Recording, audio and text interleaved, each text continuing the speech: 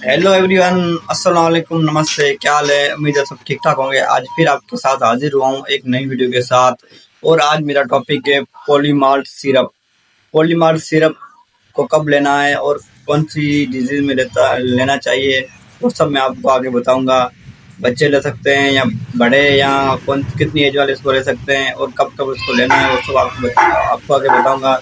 लेकिन वीडियो शुरू करने से पहले मेरी एक ही रिक्वेस्ट आपसे रहती है कि वीडियो को लाइक और चैनल को सब्सक्राइब कर दो, ताकि मेरी हर आने वाली वीडियो आप तक पहुँचे। तो चलिए वीडियो को शुरू करते हैं। सो फ्रेंड्स, आप ये देख सकते हैं मेरे हाथ में पॉलीमार्ट सिरप है। ये आयरन का सिरप है और ये बच्चों में खून की कमी या बड़ों में खून की कमी, कमज़ोरी या भूख न लगना, या इसके अलावा आयरन की कमी में ये दिया जाता है और इसका रिज़ल्ट बहुत ही अच्छा है और ये आरबीसी बढ़ाने में मदद करती है।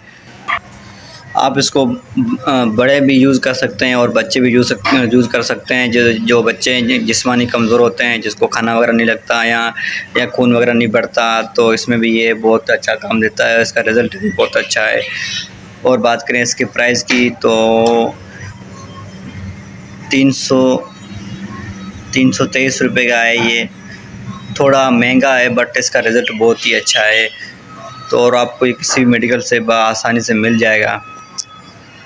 और ये 120 ml का सिरप है।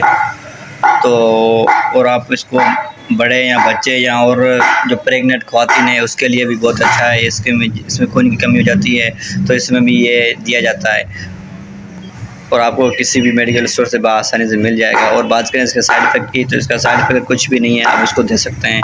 इसका रिज़ल्ट बहुत अच्छा है और इसका साइड इफ़ेक्ट कुछ भी नहीं है।